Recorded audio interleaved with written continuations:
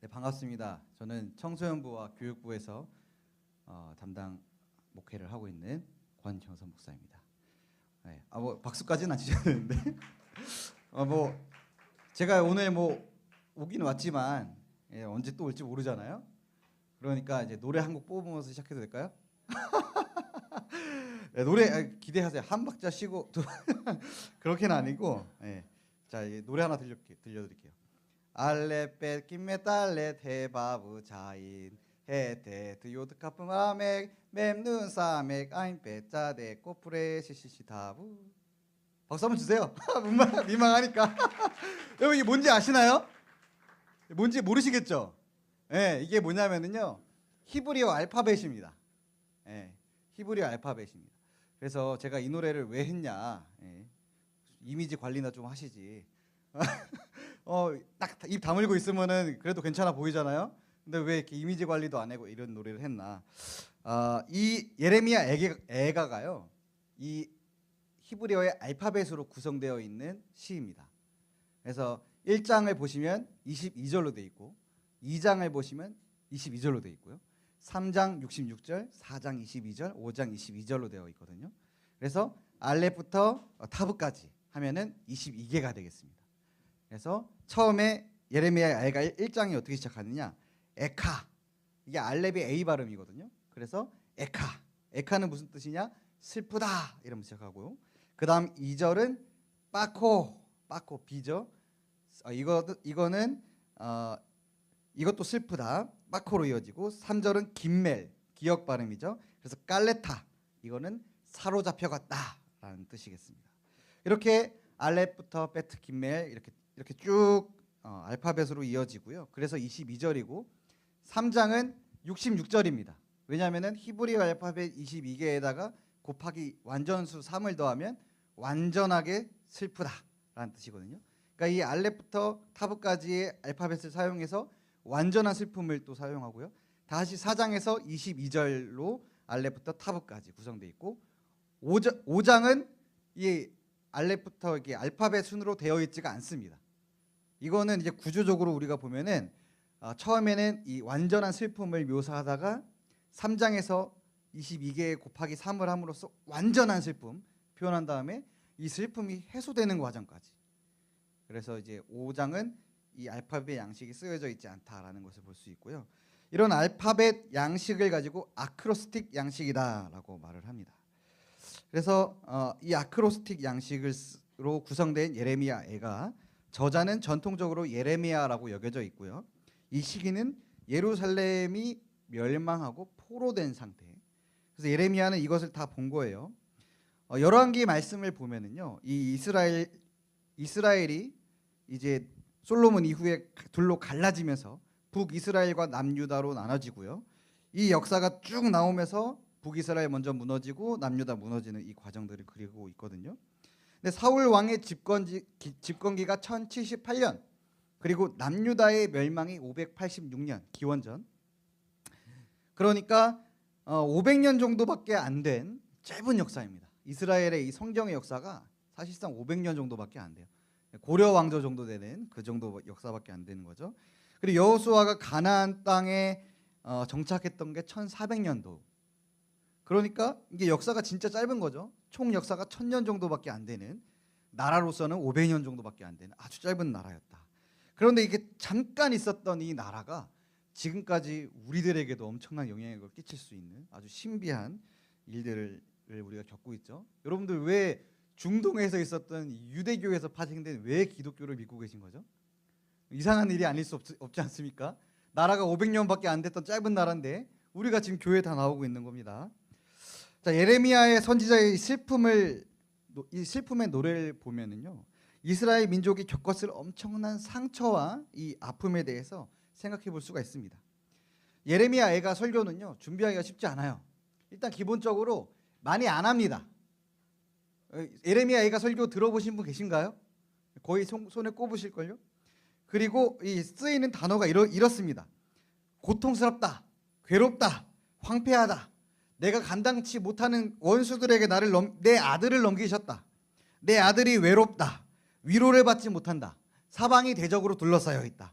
나는 불결한 자가 되었다. 예, 다 이런 식입니다. 여러분 일주일간의 삶이 평안하셨습니까? 예, 너무 잘 지내셨나요? 대부분 힘드시죠? 예, 회사에서 뭐 학업에서 대학교에서 하필이면 또 개강까지 하셨죠. 예, 나는 개강하다 한번 해보실까요? 예, 개강까지 하시고 너무 고통스럽지 않습니까? 그렇게 일주일 동안 고통스럽게 지내고 나서 주일에 와서 또 이런 고통스러운 이야기를 듣는 게 좀 미안하기도 하죠. 그래서 잘 안 하는 것 같습니다. 그런데 이 고통의 노래인 예레미야 애가가 왜 성경에 있을까? 저는 이게 우리에게 시사하는 바가 있다고 봅니다. 애가는 고통스러운 현실을 노래합니다. 그리고 우리의 인생도 마찬가지로 고통으로 가득 차 있습니다. 혹시 사춘기 시절에 엄마한테 말 안 하고 엄마가 와서 밥 먹어라 이랬더니 대답도 안 하고 문 쾅 닫고 들어가 본 적 있으신 분? 지금도 그러고 계시는 분? 여러분들 버르장머리 없으셔서 그러시는 거예요? 예의를 밥 말아 먹어서 그러시는 거예요? 그게 아니고요. 너무 고통스러우신 겁니다. 청소년기는 특히 더 고통스럽습니다. 친구 관계가 꼬이고요. 시험에서 성적을 잘 못 받고요. 뭔가 나를 다 안 좋아하는 것 같고요. 내가 시도하는 일들이 잘 안 되고 이럴 때마다 우리의 마음에 엄청난 스크래치가 가해집니다. 이거 엄청난 스트레치가 가해져요. 상처가 나서 고통스럽고 버림받고 외면받고 탈락하고 소외받았을 때의 그 감정. 그런데 청소년기는 그거를 뭘 못할까요? 그거를 언어로 표현하는 법을 모릅니다. 그러니까 언어로 표현을 하지를 못하니까 태도로 나오는 거예요. 쾅 닫고 들어가 버리는 그런 태도들. 근데 이게 뭐냐면은 규정되지 않은 수많은 감정들이 내 안을 돌아다니고 있는 겁니다. 그러면서 막 헤집고 다니는 거죠. 그래서 나를 이렇게 무너뜨리는 겁니다. 그러니까 엄마가 미워서 문을 쾅 닫고 들어가신 게 아니라 너무 고통스럽다 보니까 그렇게 되는 겁니다. 상처받고 괴로울 때에 그럼 어떻게 해야 될까요? 시작점이 뭘까요? 회복의 시작점은 뭐냐면은 그 감정에다가 이름을 붙이는 겁니다. 아, 이게 슬픔이구나. 아, 이게 상실이구나. 여러분 이게요. 단어가 다양하면 다양할수록 훨씬 좋습니다. 다양한 단어로 표현을 해보시는 거예요. 한번 이렇게도 표현해 볼까요? 애가의 시인처럼 알파벳으로 표현을 해보시는 거죠. 슬픔이라는 거대한 감정의 폭풍우에다가 이름을 붙이는 겁니다. 가나다 순으로 한번 이름을 지어서 한번 시를 지어 보시겠어요? 이 감정에서 떠돌아다니는 수많은 감정들을 언어로 표현해내는 게 시입니다. 그리고 이런 예술 활동들이 우리의 내면 회복에 상당한 도움을 주거든요. 사회생활하다 보면은요, 그럴 때가 있죠. 힘들어요. 직장에서 밀려요. 승진해서 밀리고 잘 안 됩니다. 그런데 집에 왔어요. 집에 왔는데 아들이 말을 들어요, 안 들어요? 여러분들이 말 잘 들으세요, 안 들으세요? 안 들으시죠? 그러면은 이제 아버지가 회사에서 스트레스 받고 돌아와가지고 어떻게 하죠? 아들한테 폭탄을 막 던지는 겁니다.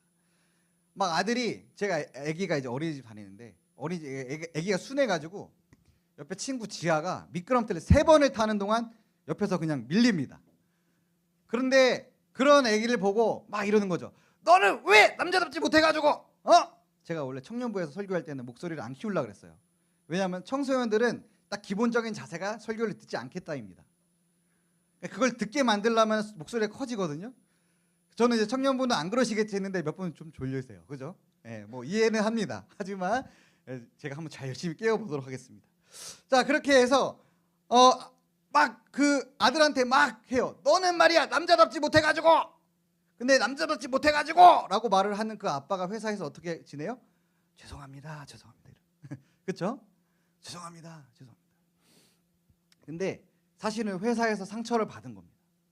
사회생활을 하면서 상처를 받은 거예요. 근데 이 감정을 표현하는 방법을 잘 몰라요. 근데 나랑 비슷한 모습으로 살고 있는 아들을 보니까 열받는 겁니다. 그러니까 이제 폭탄적인 발언들을 막 쏟아내게 되는 거죠. 근데 이 감정을 다룰 줄 알게 되면은 우리가 성숙의 길로 가는 겁니다. 아, 내가 상실감을 느꼈구나. 아, 내가 불안함을 느꼈구나. 그렇게 상실감을 느끼고 이거를 언어화해서 이 감정을 좀 다루게 되면은요, 어떻게 되냐면은 아들한테 좋은 말을 해줄 수가 있게 됩니다. 아들, 어린이집에서 미끄럼틀 못 타가지고 속상했지? 근데 아빠도 회사에서 털리고 와서 속상하다? 제가 하거든요. 그러면 아들이 그 3살짜리 얘기가 이해를 해요. 그 말을. 정말 신기해요. 아니 우리 아빠식이나 돼가지고 회사에서 항상 이기고 승리하셔야지 왜 그따구로밖에 못해요. 이러지 않는다고요. 아들도 힘들구나. 아빠도 힘들어. 이렇게. 그리고 이렇게 얘기할 수 있게 된 거죠. 아빠는 폭력을 폭력으로 갚지 않은 아들이 자랑스러워. 그럼 옛날 어른들 어떻게 해요? 친구한테 맞고 왔어요. 야, 너 가서 걔 패고 와! 이러죠. 여러분, 맞았다는 말은 이미 체급에서 안 된다는 말이에요. 이미 체급에서 안 되는 애가 맞고 왔는데 거기다 가서 패고 오라 그러면 여러분 애가 느낄 이 좌절감을 이해 못 하시겠어요? 이미 체급에서 안 돼서 맞고 왔는데 가서 패고 오라는 게 말이 돼요? 이렇게 얘기해 주는 거예요. 아빠는 폭력을 폭력으로 갚지 않은 아들이 자랑스러워. 사실은 그 아빠가 듣고 싶었던 말 아닙니까? 회사에서 나는 이렇게 열심히 사는 아빠가 자랑스러워. 이런 말이 듣고 싶었던 거 아니겠어요? 자기는 그런 말이 듣고 싶으면서 왜 그런 말을 못 해줘요? 내 안에 내면의 상처가 막 떠돌아다니면서 나를 다치게 하니까.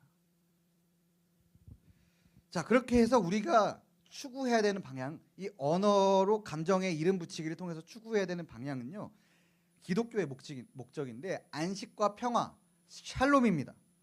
그러면 우리 청년기에 열심히 사시는 분들 이렇게 생각할지 몰라요. 제가 세상에서 잘 나가는 사람들을 보면요, 별로 샬롬하지 않으시던데요. 예? 세상에서 잘 나가는 사람들 보면 뭔가 결핍돼 있고 막 미쳐 있고 막 돈 버는데 환장돼 있고 그러던데요. 그렇게 해야 이 성공하고 인류도 발전하는 거 아니겠습니까? 이렇게 생각하실지 모르겠어요. 근데요, 그렇게 해서만 성공하는 게 아니고요, 또 그렇게 해서 성공했을 때에 부작용이 너무 큽니다. 자녀들한테 잘해줄 수가 없어요. 성공하면 뭐예요? 집안에 막 아내들, 자녀들 다 죽어가고 있는데 그게 무슨 의미가 있겠어요? 예? 그러니까 우리가 정말 이 안정되고 샬롬된 상태에서 뭔가를 더 한 걸음 나아가는 걸 추구했으면 좋겠는 거예요. 그래야 사랑할 수가 있으니까. 내 옆에 있는 사람들을 사랑해 줄 수가 있으니까. 이스라엘에 속해 있던 이 지역을 레반트라고 하는데요, 애굽과 바벨론 두 문명 사이에서, 메소포타미아 문명과 이집트 문명 사이에서 끊임없이 약소국으로 괴롭힘받고 고통받던 그런 나라였습니다. 솔로몬 때 부자였다 그러는데 옛날 목사님 설교 들으면 솔로몬이 세상에서 제일 부자였다는 뻥입니다. 뻥이에요. 솔로몬이 최전성기 때 영토를 한번 보세요. 쥐 밤톨만 해요. 그 옆에 아수르 제국이나 로마 제국이랑 비교해 보세요. 보이지도 않아요. 솔로몬 최전성기의 영토가 그 정도입니다. 예? 별거 아니에요. 자, 근데 왜 별거 아닐 수밖에 없냐면은 이 지역이 통로 지역입니다. 옆에는 다 사막이라서 갈 수가 없고, 이 두 거대한 일단 문명이 거대해지려면은 큰 강이 흘러야 돼요.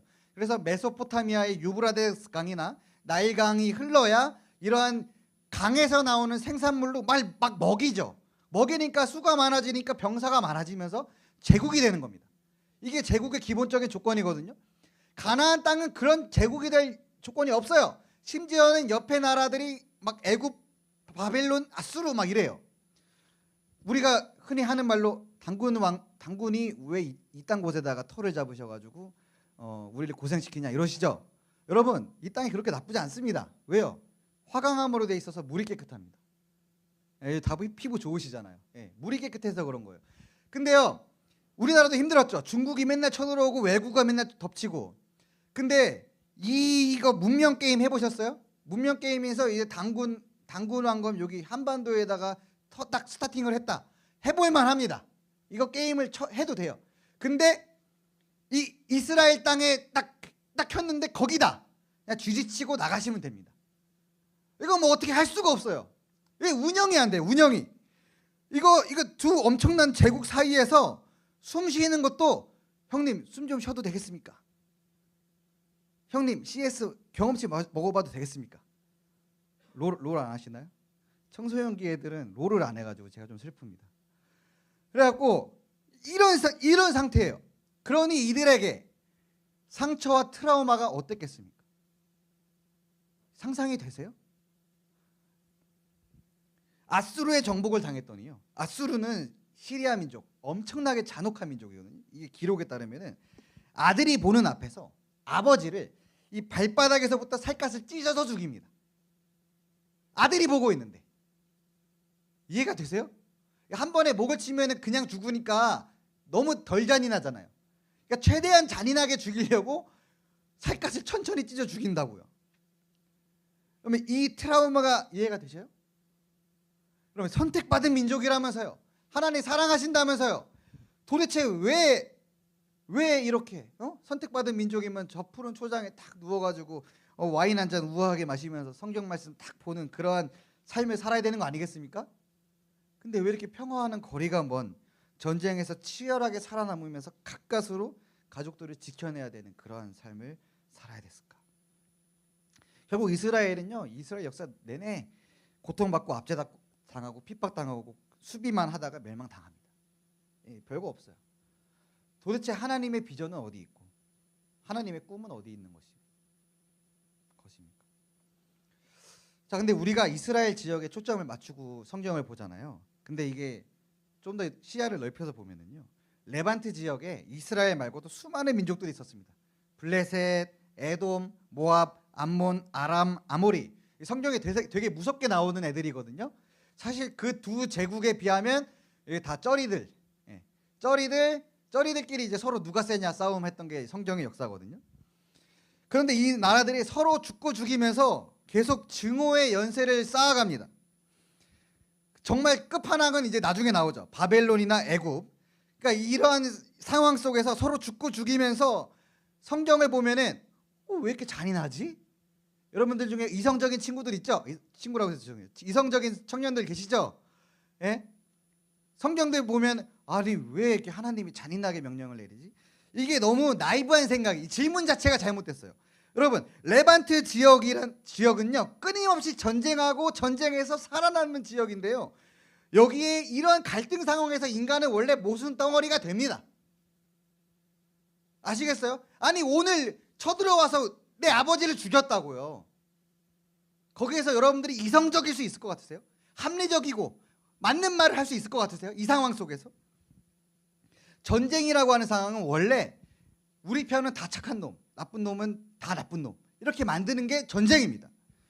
전쟁 상황은 필연적으로 적을 악마화하죠. 근데 전쟁에 사실 영원한 피해자도 영원한 가해자도 없습니다. 이렇게 인간의 수많은 전쟁은 잔혹함과 악과 선과 선의가 막 복잡하게 막 일그러져 가지고 뭐 어떻게 구별할 수 없는 소용돌이와 같은 상태로 몰아갑니다. 이 비극 어떻게 표현하겠습니까? 결국 나와 내 가족을 지키기 위해서 돈을 더 벌고 더 빼앗고 더 잔혹하게 복수해서 다시 일어나지 못하게 만들고, 그 증오가 증오를 낳고 복수가 복수를 낳는 그러한 곳이 레반트 지역이었다 보시면 되시겠습니다. 자, 그런데 왜 하나님께서는 이런 땅에다가 아브라함과 모세에게 터를 잡게 하셨을까? 저는 이 고통스러운 감정을 언어의 형태로 담아 노래하는 예레미야의 노래에서 그 힌트를 얻는 것입니다. 예레미야에는 고통스러운 현실을 바라봅니다. 그런데 외면하지는 않습니다. 1장 20절을 공동번역으로 읽어드리면요, 야훼여 이 고생하는 모습을 보아주십시오. 애가 타고 가슴이 미어지는 듯합니다. 야훼를 거스르던 몸이라 밖에서는 자식이 칼에 맞아 죽는 꼴을 보고 안에서는 혈육이 알아 죽는 꼴을 봅니다. 밖에서는 칼에 찔려 죽고 안에서는 병에 들렸는데 고쳐줄 수가 없는 거예요. 자식이. 저는요, 결혼하기 전에는 굳이 죽기는 싫은데 굳이 죽어야 되면 죽을 수 있지 않을까? 뭐 이런 느낌이었습니다. 그러니까 내가 자살한다는 말이 아니고 내 병에 걸린 거예요. 병에 걸려서 죽을 수밖에 없대. 그럼 어쩔 수 없구나 이렇게 생각을 했거든요. 근데 자식을 낳으니까요, 안 되겠어요. 죽으면 안 되겠어요. 죽으면 얘 어떻게 해요? 그러니까 안 돼 막 이래요. 너무나 소중하니까 그러죠. 그래서 아빠니까 아들한테 이렇게 말. 제담아, 아빠가 무슨 수를 써서라도 지켜낼게. 반드시 지켜낼게. 그러면 이제 아들이 그럽니다. 아빠, 제담이를 반드시 지켜내세요. 반드시 구해내세요. 무슨 수를 써서라도 지켜내세요. 막 이래요. 그런데 이제 가끔 이런 상상을 해요. MBTI가 딱 봐도 N이죠. N이니까 갑자기 북한에서 미사일을 쏜 겁니다. 제가 이제 헬스를 하고 러닝을 좀 하면 그 미사일을 막을 수 있을까요? 아 근데 안 되잖아요. 지켜줄 수가 없잖아요, 제가. 그러니까 그런 내가 어떻게 할 수 없는 거대한 악의 소롱 이 한복판에 하나님께서 이스라엘을 보내신 겁니다. 그들은 그 상황 속에서 그들도 역시 아무것도 할 수 없고 그냥 그저 그 고통에다 이름 붙이기 하는 게 노래 부르기, 랩으로 노래 만들어서 랩 가사 부르기 뭐 이런 거, 고통으로 노래 부르기. 뭐 근데요 그게 위로가 됩니다. 신기하죠. 그리고 그가 위로가 돼서 어떻게 되냐면은 그 원수를 용서할 수 있게 되기까지 합니다. 그 노래가 그 예술로 인해서. 우리 차연팀 보니까 너무 예술적이라서 물도 주시고 청년부 너무 좋네. 우리 김성린 전도사님 너무 훌륭하시죠?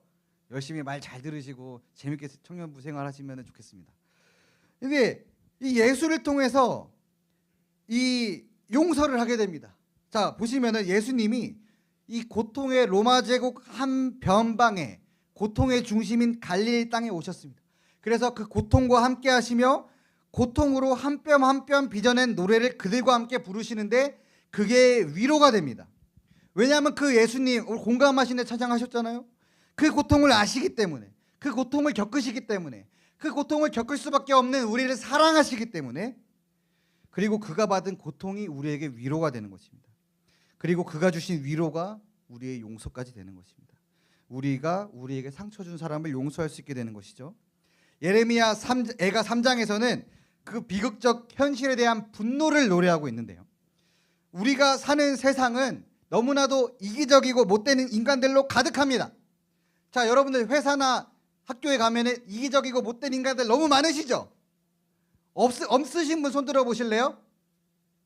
없으신 분 없어요? 저밖에 손을 안 들었네요. 그러면 제가 나쁜 놈이 있는 겁니다. 예? 이해되세요? 없을 수가 없다 이 말이에요. 없을 수가 없어요. 우리 집은 왜 이렇게 다 좋지? 내가 빌런인 겁니다. 예. 자, 그런데 이게 보면은 이 분노가 이게 치솟으시죠. 자기 이익을 위해서, 손해 보지 않기 위해서 너무나도 쉽게 타인에게 손해를 끼칩니다. 자기보다 잘난 사람은 깎아내리기도 하고, 자기가 기분 안 좋을 때는 험한 말을 내뱉어서 자기 기분을 풀기도 하고, 지가 해야 되는 일인데 남한테 떠넘기기도 하고, 남이 받을 보상인데 가로채기도 하고. 좀 우시면 안 돼요. 예. 그런데 이게 우리가 정의를 추구하지만 이게 정의가 사실은 다 팔이 안으로 굽죠. 예, 우리 중에 정의로운 사람 없습니다. 다 자기랑 친한 사람한테 유리하게 얘기하죠. 예, 그러다 보니까 이제 서로 파장을 만들고 싸우고 다투고 어떤 집단을 박해하거나 왕따시키거나 그렇게 해서 증오의 연쇄를 낳습니다. 증오는 악한 행위를 낳고 폭력이 되기도 하고 복수가 되기도 하고, 처음에는 정의를 말하면서 일어섰다가 본인이 정의를 반하는 사람이 되기도 하고, 이렇게 증오가 사라지지 않습니다. 자, 이런 상황 속에서 분노가 쌓이죠. 분노도 내 안에 상처를 줍니다. 자, 만약 형제가 있는데 자꾸 동생이 형을 괴롭힙니다. 형이 동생을 괴롭히면 좀 이해라도 되지. 동생이 피지컬이 더 좋은 거예요. 그래갖고 형을 막 괴롭혀요. 얼마나 괴로울까. 막 맛있는 거 다 뺏어 먹어요. 형을 막 괴롭힙니다. 막 실수한 거 다 잃어버려요, 엄마한테. 자, 근데 부모가 와가지고요, 어떻게 하죠? 싸우니까 어떻게 해요? 형이니까 이해해. 당해보셨어요? 형이니까 이해해 당해보셨냐고요. 그러면 여러분 화해해 이러면 화해가 되세요? 진짜 죽을 것 같죠? 동생을 죽이든가 내가 죽든가 해야 될 것 같죠? 자, 그게 왜 그러냐? 이게 사실 이 증오의 연쇄는 굉장히 풀기가 어려운 복잡한 메커니즘인데요. 어른 입장에서 귀찮습니다. 여러분들도 솔직히 교사하시는 분도 이해하시죠? 애들 막 싸우고 있으면 자초지종 다 파악하세요? 싸우지 마, 둘이 화해 이러시잖아요. 그게 풀기가 편한 거예요. 근데 그러다 보면은 내 안에 울분은 안 풀리죠. 내 안에 울분은 안 풀립니다. 그게 이제 계속 상처가 커지게 되는 겁니다. 목회자들도요, 성도들끼리 서로 싸우는 경우가 많거든요. 자, 그럼 어떻게 해요? 어느 한 편을 드는 스타일이 있고, 어느 한 편을 들어서 한 편을 제압하는 스타일이 있고, 어느 둘 다 그냥 아유 알아서 하세요 하고 떠나는 스타일이 있죠. 저는 어떻게 할까요? 저는 개입합니다. 서로가 서로에게 이해가 될 때까지 납득을 시킵니다. 그러면요 갑자기 그 분노가 저한테 쏟아질 때가 또 있어요. 근데 그게 저의 숙명이라고 생각을 합니다. 그러니까 저를 갈아서 공동체를 화해시키는 게 목회자의 사명이라고 생각하거든요. 근데요 이게 T하고 F하고 반응이 다르죠. 부부싸움 할 때 어떻게 해요? T 맞는 말로 상대방을 제압하죠. F 어떻게 해요? 동굴로 들어가 버리죠. 말 걸지 마 이러면서 갑자기 연락 다 차단하고 갑자기 방 문고 듣고 들어가 버리죠. 여러분 우리가 T하고 F를 다 사용해야 되는 겁니다. 진짜 자초지정과 그 증오의 메커니즘을 다 T로서 이해하고 그 상처받은 마음을 F로 공감하고. 그러니까 무슨 말이에요? 최선을 다하라 이 말이에요. 이 증오의 연쇄를 풀기 위해서 최선을 다하라. 되든 안 되든. 근데 그러려면 힘이 있어야 됩니다. 이게 포기하지 않고 증오의 연쇄를 풀으려면 포기하지 않는 힘이 필요하거든요. 그거 어디서 오냐면은 이해할 수 없는 것을 이해하기를 포기하지 않는 자세에서 오는 것입니다. 자, 시인은 지금 55절의 말씀처럼 구덩이에 빠졌습니다. 자, 구덩이라고 표현해. 실제 구덩이는 아니잖아요. 그러니까 왜 구덩이라고 표현해요? 지 혼자 힘으로 못 나오게 했으니까 구덩이인 거예요. 그렇게 표현을 하고 있는 거예요. 그러니까 그는 지금 혼자 힘으로 나올 수 없습니다. 그러니까 마치 고통의 늪에 빠진 우리의 삶과 같죠. 고통의 늪에 빠지면은요 상처가 욱신욱신 거려가지고 쳐다보기도 싫고 마치 썩어 문드러지는 것 같습니다. 사는 게 진짜 하나도 내 뜻대로 안 됩니다. 그 고통이 싫어서 도망쳐 보셨죠? 그럼 느끼게 되실 겁니다. 도망친 곳에 낙원이 없다. 우리 애니메이션 좋아하시는 분들은 저 인간 진짜 오타쿠구나 이러실 텐데 여러분 세상에 비극이 얼마나 많은지 저희 장인어른도 뇌출혈로 쓰러지셔가지고 2년 동안 투병하셨는데 그러다 보니 요양병원에 계셨거든요. 그러니까 이 병문안에 가면 별의별 케이스가 다 있습니다. 잘 나가는 은행원이었는데 뇌출혈로 장애인이 돼서 전혀 회복이 안 되는 사람, 젊은이인데 사고로 식물인간이 된 사람. 사실 저도 운이 좋아서 살아남았는데 옛날 교회에서 막 바닥 청소한다고 기름칠을 싹 해놓은 걸 낚아치. 근데 그날 모르고 앉았다가 뒤로 자빠졌는데 바로 옆에가 계단이었어요. 그러니까 각도가 살짝만 틀었어도 이거 뒤에 못 끊어져서 뭐 식물인간 되는 거 아니겠습니까? 근데 여러분 그런 일이 살다가 일어나요? 안 일어나요? 일어나요. 아니 수류탄을 던졌는데 내가 실수한 게 아니야. 훈련병이 실수했는데 나 옆에 있었어. 내가 죽었어. 이런 일이 일어나요? 안 일어나요? 일어나는 겁니다. 이거 하나님이 왜 안 이거는 너무 나이브한 생각이에요. 원래 일어나는 거예요. 원래 그럴 수밖에 없는 겁니다. 확률적으로 그렇게 될 수밖에 없는 거예요. 그렇게 이렇게 비극이라고 하는 고통이라고 하는 것들이 이게 막 하늘을 떠돌다가 갑자기 무작위로 희생자를 덮칩니다. 자, 그럼 어떻게 돼요? 그런 비극이 나의 삶에 일어났다고 생각해 봅시다. 가정이에요. 일어나면 안 돼요. 일어나라고 저주한 게 아니고 일어났다고 쳐보자는 거예요. 쳐봅시다. 그렇게. 자, 그럼 어떻게 해야 돼요? 차라리 죽는 게 나아요. 차라리 죽고 싶어요. 죽으세요. 여러분 인간은 다 죽습니다. 여러분 안 죽는 사람 있어요? 그 전에 천국 오면은 예수님 오시면 부활하겠지만 어쨌든 우리는 다 죽죠. 그리고 여러분들 중에 이별 안 할 사람 있어요? 나는 내가 지금 사랑하는 사람이랑 영원히 같이 살고 절대 이별하지 않을 것입니다. 여러분 그 사람이 먼저 죽든지 내가 먼저 죽든지 합니다. 그러니까 모든 인생은 고통이 디폴트 값입니다. 상실과 이별이 디폴트 값이에요. 그런 비극이 찾아오면요 너무 괴롭죠. 제가 막 하반신 마비가 된 거예요. 갑자기 나와 평생을 사랑을 약속하던 연인이 나를 버리고 떠나버렸습니다. 이 사람은 진짜 우리 회사에 없어서는 안 될 인재야. 막 이랬던 칭찬만 됐던 직장에서 갑자기 쫓겨납니다. 리멤버 막 이러면서 브라이덜 샤워 같이 했던 친구들이 다 연락을 안 받습니다. 그런데 우리는 살아가야 되는 것입니다.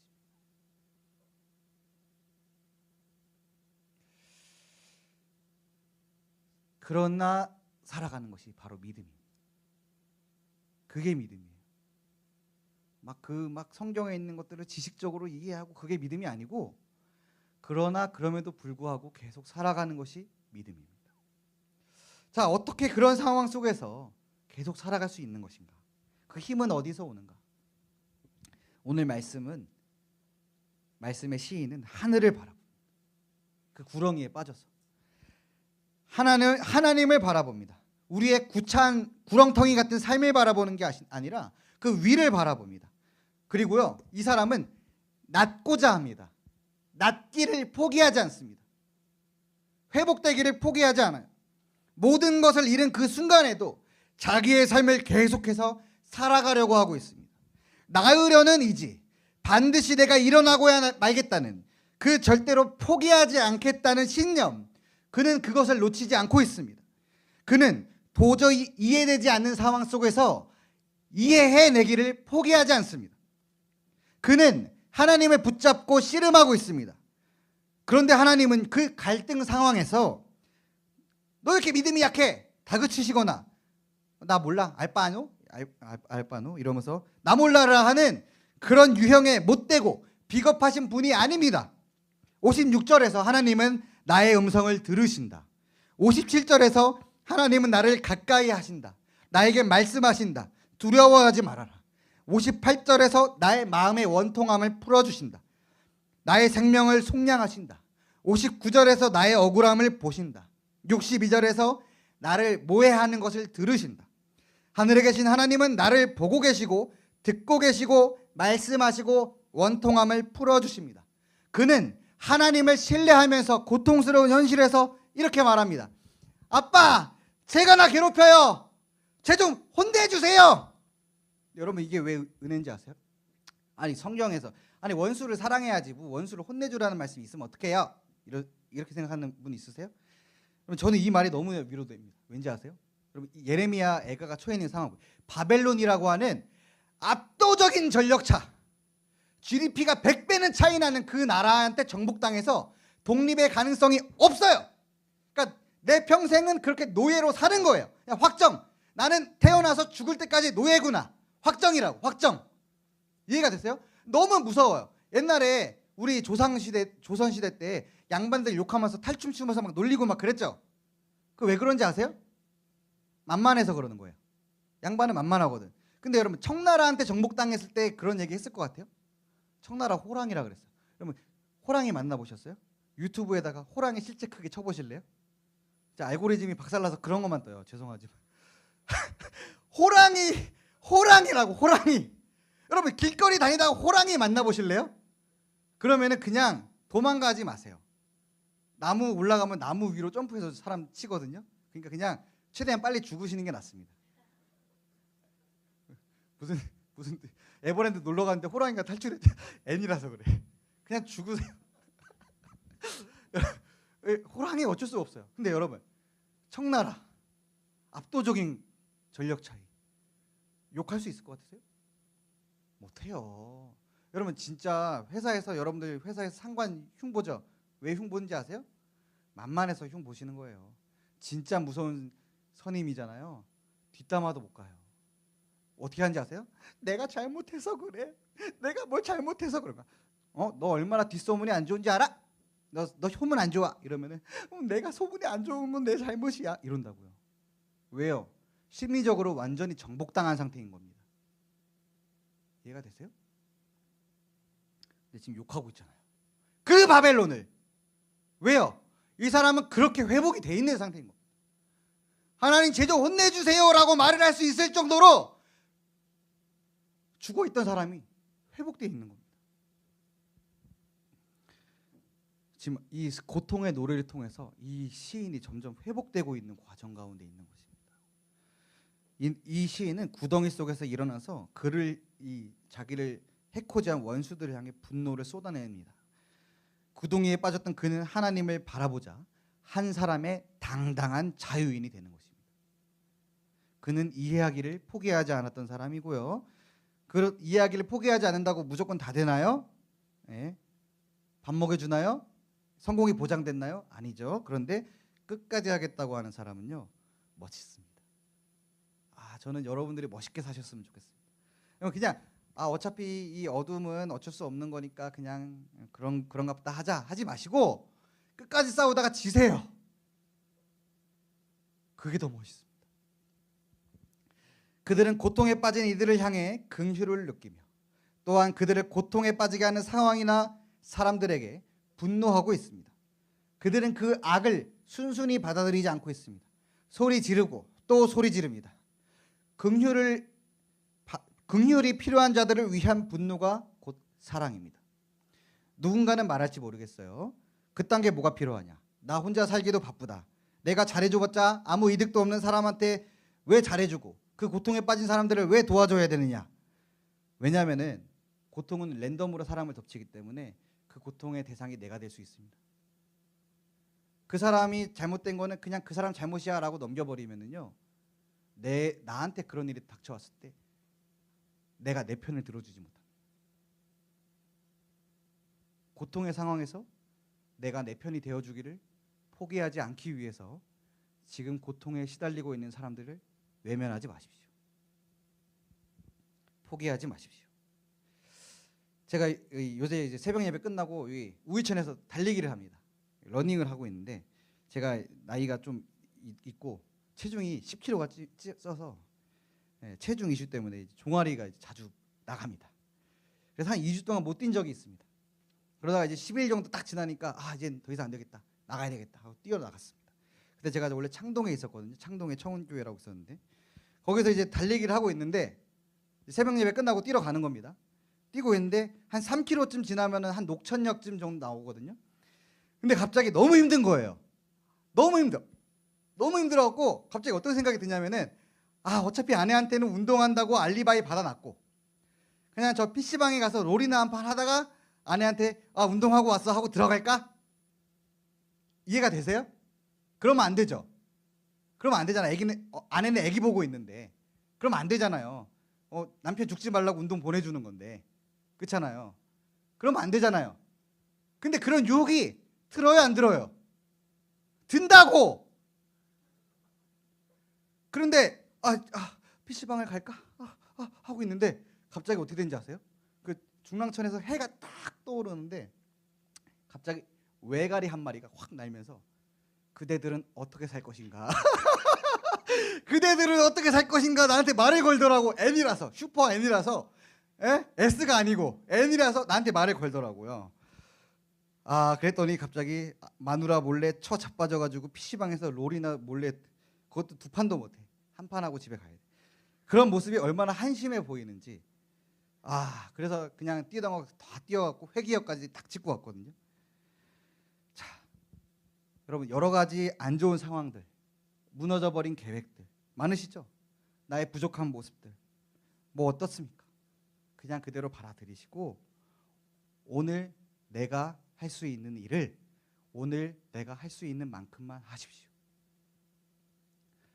그러면서 실력이 점점 늡니다. 그러면서 이제 점점 더 잘할 수 있게 됩니다. 실력이 늘어서요. 그리고 실패해도 이렇게 말하십시오. 왜요? 오히려 좋아. 한번 따라해 보실까요? 오히려 좋아. 오히려 좋아. 왜요? 다시 하면 되니까. 오히려 좋아 하면서 다시 일어나는 것이 믿음이고 다시 일어나는 사람이 신자입니다. 성도. 오늘도 신자가 되기를 원합니다. 찬양하시면서 다시 일어나시는 저와 여러분 되기를 소망합니다.